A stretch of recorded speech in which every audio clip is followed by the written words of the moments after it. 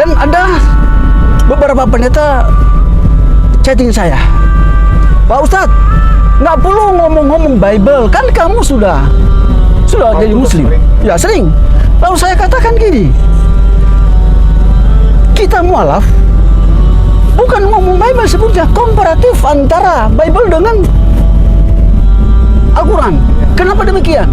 Karena banyak para mualaf itu kita bentengi dengan komparatif ini. Nah, seorang mualaf ketika dia masuk Islam, dia bukan tolak Yesus. Seperti para pendeta-pendeta mengungkapkan kepada saya, "Dance, kamu telah jual Yesus." Ya, saya jual berapa? Mereka menganggap setelah masuk Islam telah hujat Yesus. Bukan. Bapak Dance, insya Allah kita bisa bawa orang-orang untuk memahami Bible, tapi bukan cara yang bikin pusing, yang gitu. Apalagi lebih bagus kalau pakai data yang valid gitu ya, yang benar. Itu lebih bagus. Karena apa? Karena jemaat Kristen kasih.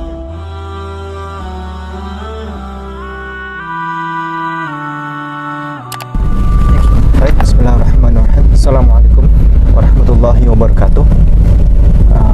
Alhamdulillah, pagi hari ini kita perjalanan bersama ada Ustadz Kainama. Alhamdulillah, bersama Tuan Guru Bapak dan Mumak, ada Tuan Guru Dr. Nurman dari Malaysia. Nah, ini sekalian nanti kita satu jalan. Kita akan ada satu pembuktian. Jadi Tuan Guru Bapak dan Mumak ini dituduh oleh para YouTuber Kristen, termasuk oleh pendeta ya, bahwa beliau adalah orang dari rumah sakit jiwa. Kalau di Manado itu katanya dari Sario itu tempat rumah sakit jiwa, bahwa Tuan Guru Bapak dan Mumak ini adalah orang gila. Jadi dulu mantan orang gila dan sekarang masuk Islam.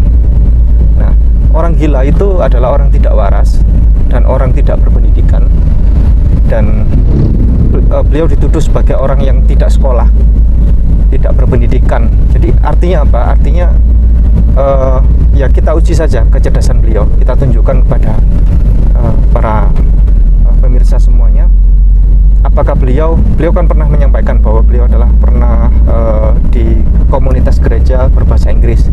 Nah, kita akan buktikan beliau apakah beliau bisa berbahasa Inggris secara aktif. Dan ini nanti kita contohkan ke SDI SS ya. Di sana ada anak-anak kecil-kecil pintar bahasa Inggris semuanya di sana, dan nanti kita akan tes beliau apakah beliau bisa bercakap-cakap dengan menggunakan bahasa Inggris dengan anak-anak itu. Oke, terima kasih. Bagaimana Tuan Guru? Ya, saya ingin menyampaikan sesuatu. Setelah saya masuk Islam, memeluk Islam, banyak oten-oten, terutama para pendeta, memfitnah saya, termasuk teman sekolah Alkitab saya, yakni Yanji Yosef. Dia pernah katakan saya waktu di sekolah Alkitab telah ada gangguan jiwa. Itu fitnah, itu tidak benar. Sekali lagi, saya tidak pernah dirawat di rumah sakit jiwa. Namun ada seorang yang mendatangi saya. Dia bilang begini, "Dance, orang gila itu adalah orang yang menuhankan manusia. Orang tidak waras itu adalah menyembah Allah lebih dari satu." Saya pikir betul juga itu. Ya, itu ada seorang pakar. Siapa yang bilang itu, Tuan Guru? Teman saya. Teman. Ya, ya. Ada seorang pakar bilang begini. Ya, saya setelah masuk Islam, saya semua dari gila. Itu ungkapan seorang mualaf. Dia berpikir bahwa orang benar, orang memiliki intelektual itu harus mengakui Muslim itu adalah agama dari Allah. Ya, Karena ketika kita telah jadi muslim, kita telah memiliki kecerdasan. Kecerdasan apakah lewat bahasa, politik, sosial. Karena sekalipun kita banyak kegiatan ya sebagai suami menafkahi istri, kita belajar Al-Quran itu. Dengan Al-Quran itu kita bisa menimba ilmu ya, luar biasa. Al-Quran itu mengandung ilmu yang sangat dahsyat. Bukan hanya kita menjadi cerdas, tetapi kita memiliki wawasan untuk membenahi diri. Ya, kita akan temukan ilmu dan iman. Ilmu membantu kita untuk melakukan sesuatu, sehingga diri kita ini dengan tetangga-tetangga kita dekat dengan Allah. Sedangkan iman membawa karakter kita dekat dengan sesama manusia. Dan ini yang paling utama. Demikian. Ya, Ustaz K, Ya, cara menguji sederhana Ya, dari Bapak Danje Mumek ya. bahwa beliau adalah orang tidak waras atau orang normal bagaimana? Belikan mie ayam Ya. 6 mangkok. Ya. Kalau habis itu tanda tanya itu. Kalau cuma 1 mangkok atau kurang 1 mangkok itu normal. Maka itu dari sini kita beli mie ayam. Oh, iya. Barakallah. Tapi gini, Pak. Jangan susah-susah Ya. terlalu ilmiah banget. Ya, ya. Repot-repot banget. Begini, seorang petani ketika dia menanam sebuah pohon, maka perlu diberikan pupuk kandang kotoran. Nah, seorang bertumbuh itu pasti menerima fitnah. Fitnah itulah pupuk untuk semakin dekat dengan Allah. Wah. Semakin kita Simpan buat mentransferkan nanti malam Bapak Dance itu mentransferkan terlalu ilmu. dalam. Terlalu dalam. Itu yang penting. Itu. Simpan buat nanti Iya. malam itu terlalu dalam. Iya. Iya. Menghadapi youtuber yang tukang fitnah, Bapak Dance, saya ini kenyang sekali. Kita tidak menanggapinya secara serius. Karena kalau kita serius, kita buang-buang energi, Bapak Dance. Mereka itu nggak tahu apa-apa. Iya, memang begitu. Istri nggak tahu apa-apa. Begini, Pak. Mungkin benar juga perkataan Pak Kiai, mereka tidak tahu apa-apa. Iya. Dan ada beberapa pendeta chatting saya, Pak Ustadz, nggak perlu ngomong-ngomong Bible, kan kamu sudah Oh, jadi itu Muslim. sering. Ya sering. Lalu saya katakan gini, kita mualaf bukan ngomong Bible sebetulnya, komparatif antara Bible dengan Al-Quran. Kenapa demikian? Karena banyak para mualaf itu kita bentengi dengan kooperatif ini. Lalu selanjutnya ada orang bilang begini, itu Al-Quran itu meniru Bible kami. Siapa bilang? Itu bukan meniru. Kalau meniru, Al-Quran itu berbahasa Yunani atau berbahasa Ibrani. Tetapi Al-Quran itu menyebutkan nama yang sama, semacam Daniel, Yusuf dan sebagainya. Ya, karena dari segi ketuhanan dan sejarah para tokoh-tokoh Bible itu ada dalam Al-Quran. Ini menunjukkan bahwa Allah sendiri memperpanjangkan kepercayaan.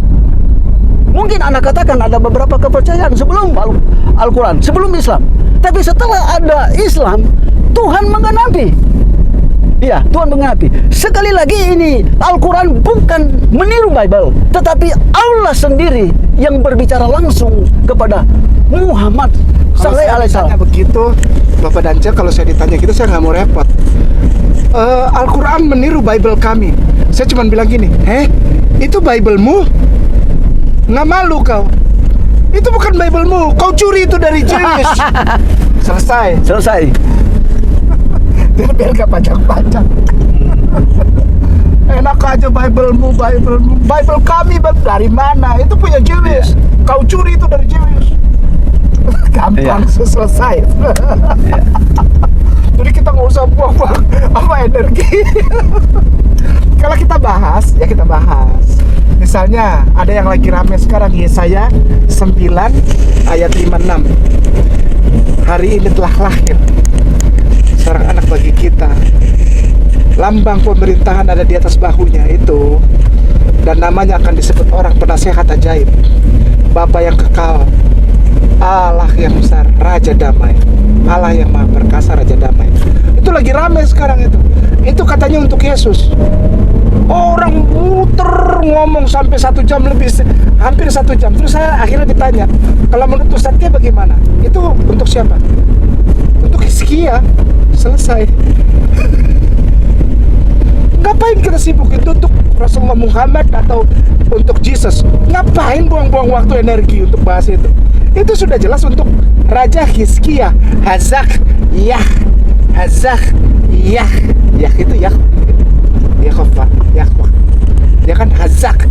Hizkia dari tahun dulu sampai detik ini itu untuk Hizkia. Iya. Nggak ada urusannya dengan Jesus, nggak ada urusannya dengan Muhammad. Oh, kamu nggak mau? Ya, orang Islam nggak butuh nubuatan dari Torah. Orang Iya. Islam sudah bangga dengan Rasulullah. Ngapain kita Iya. nggak butuh? Saya yakin Pak bahwa Al-Quran itu meluruskan kitab-kitab terdahulu. Saya berikan bukti begini. Sebetulnya dalam Bible itu Yesus adalah Tuhan, kurios. Nabi tidak boleh disembah. Tetapi ditanamkan dalam kekristenan itu, apalagi mulai dari sekolah taman kanak-kanak. Anak-anakku ikuti aku, Tuhan Yesus tolong kami. Seolah-olah berdoa kepada Yesus. Sedangkan dalam Taurat disebutkan hukum pertama, jangan ada padamu Allah lain. Dan Yesus mengungkapkan mengenal hidup yang kekal, mengenal Allah satu-satunya. Jadi Allah satu-satunya. Kalau Yesus disebut Tuhan, sudah 2 Allah. Dan ada banyak ayat. Nah, ketika kita pelajari Al-Quran, menunjukkan bahwa Yesus adalah Nabi. Benar, itu meluruskan. Lalu selanjutnya, dalam kekristenan itu saling, bukan mempersalahkan, tetapi saling membenarkan. Ada oneness, ada Tritunggal, ada Unitarian. Saling membenarkan. Setelah kita buka Al-Quran, Al-Quran betul-betul meluruskan. Di situ cuma disebutkan hanya satu Allah. Jelas sekali. Sudah selesai. Ilmu yang membuktikan. Itulah sebabnya orang cerdas pasti masuk Islam. Dan ini fakta. Para mualaf-mualaf itu di Eropa, di Amerika, iya, mereka menyelidiki, compare. Akhirnya ada satu kesimpulan, bahwa Muslim adalah agama Islam. ya, adalah orangnya, agama. Muslim adalah orangnya. Jadi saya sebutkan orangnya. Oh ya, bagus, Ya, Pak. orangnya. Muslim seorang yang setia kepada Allah. Oh, Kalau Islam Agamanya. dari segi kata kerjanya, kata sifatnya, seorang atau agamanya. Artinya kesetiaan kepada Subhanahu wa ta'ala. Iya. Coba kita lihat tentang kurius tadi ya. Kita Kenapa lihat kurius? di Yohanes pasal 4 ayat 19. Ya, kenapa itu? Nah, ini Seorang perempuan itu. Ya, boleh kita lihat di Alkitab Sabda. Alkitab Sabda yang versi paralel ya. Yohanes pasal 4 ayat 19. Ya, bagus. Ini kata perempuan itu kepadanya, Ya. Tuhan, nyata sekarang padaku bahwa engkau seorang nabi. Ya. Kemudian versi AYT, Ya.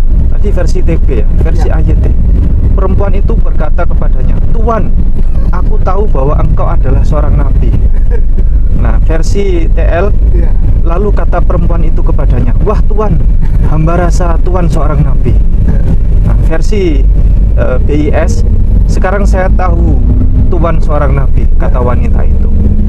Nah, kemudian ganti lagi Ustaz. Tadi Tuhan, terus sekarang versi TSI. TSI. Dan dia berkata, Bapak, sekarang saya sadar bahwa Bapak seorang nabi. Jadi Bapak sekarang. Iya. Iya.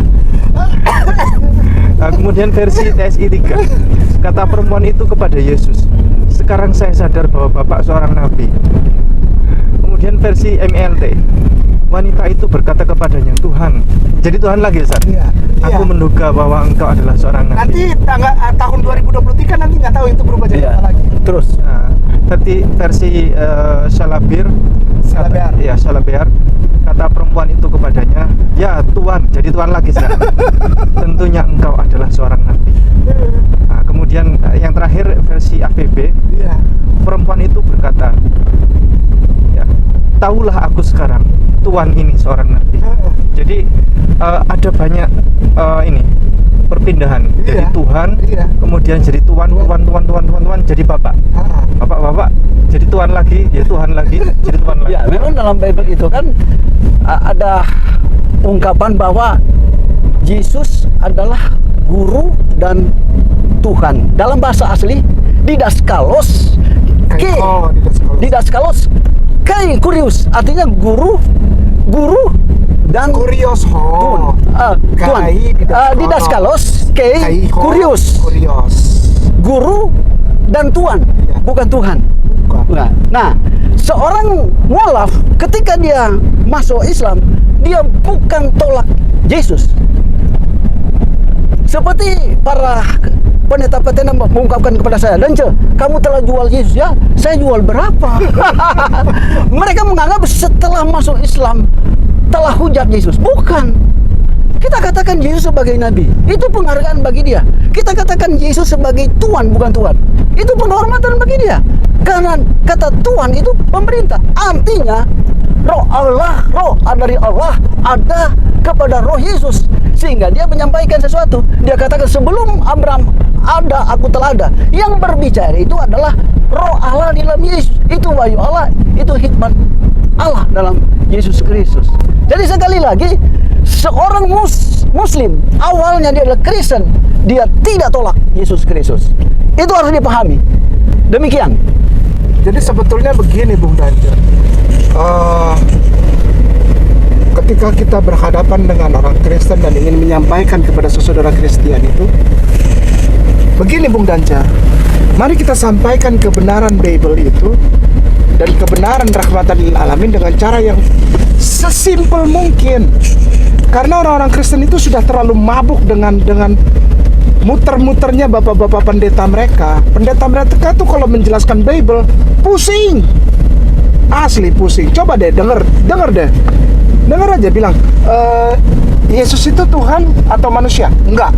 Yesus itu 100% Tuhan, 100% manusia. Itu kan aja udah bikin pusing gitu.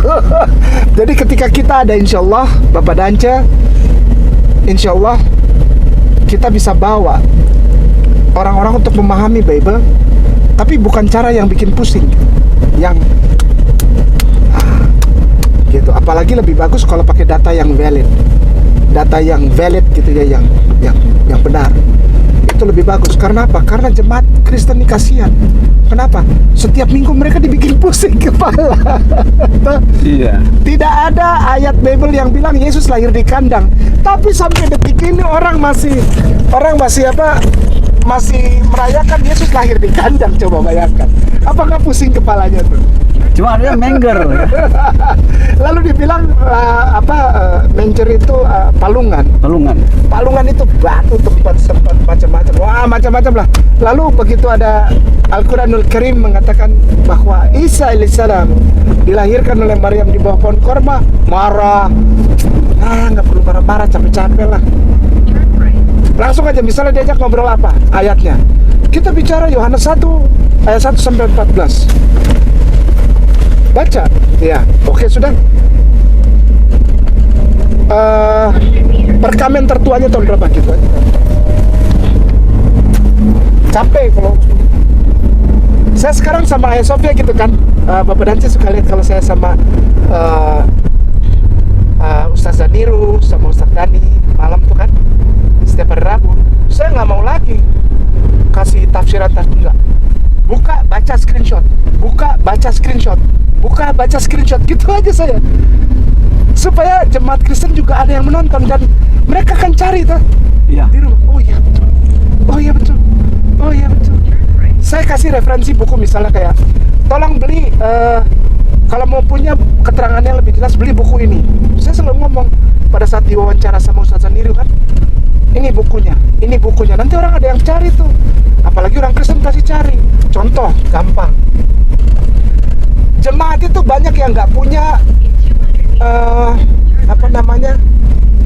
konkordansi. Memang mahal itu, konkordansi itu mahal. Tapi karena jemaat nggak punya, dia nggak pernah tahu arti dari ayat itu. Inti. Saya bilang, saya sarankan kepada jemaat Kristen untuk tidak masuk Islam, tapi beli konkordansi, baca. Nah di situ kan ada tafsir, ada leksikon, ada studi kamus, ada studi kata, ada perbandingan, ada sejarah, histori, ada peta-peta tuh kan. Bapak Abraham tuh dari mana contohnya? Itu harus pegang konkordansi betul. Nah yang pertama kali dulu orang-orang teologi ya di Protestan, itu yang pertama dimasukkan ke kepalanya para mahasiswa itu apa? Pembedaan konkordansi. Maka itu begitu masuk di wilayah perkuliahan mata kuliah eksposisi ayat, Iya. biasanya orang-orang Protestan kuat dia, maju gitu. Sebetulnya kuncinya di eksposisi ayat sih. Ya, Nanti larinya kan ke exegesis kan. untuk memaknai rahasia atau yang penting. Pegang Yang satu. kita temukan dalam Google kosong. seperti saya dengan pusat Ipung dialog tentang baptisan. Oh, ada banyak pendeta bilang begini, air baptisan itu bukan mengampuni dosa. Ada di dalam Alkitab itu. Lalu saya berbicara fungsi daripada Oh, air. Yohanes. Fungsi daripada air itu apa? Membasuh, ada hubungan membasuh dosa. Wah, banyak komen. Bukan begitu. Air itu lambang darah Yesus. Oh, Mana ada itu? Itulah sebabnya Pak Ustadz K Ya. bawa ke Google kosong. Pengertian wudhu itu ternyata ada hubungan dengan Bapak baptisan. Danco udah lihat itu Dan video itu Sudah. membasuh. Iya. Mikveh. Mikveh. Mikveh itu artinya wudhu. wudhu. Iya. Itu searah. Sampai kemana-mana juga wudhu Iya. artinya. Searah. Ya kita kan cuma ngomong fungsinya apa? Membasuh. Iya. Membasuh apa? Membasuh dosa. Iya. Ya itu Bible yang bilang, bukan Hadis Saya. yang sahih ada ya. Hadis Ada Ustaz. bahwa Setiap ada bagian dosa yang wudhu Iya. ya kan. akan turun bersama turun. cucuran ini air. Ya. Gitu. Ya, bagus lah insyaallah Bapak Danco. Maju terus. Oke, Ustaz, kita case apa? Ya. Kita close dulu dari Ya. kamera Ya. supaya close.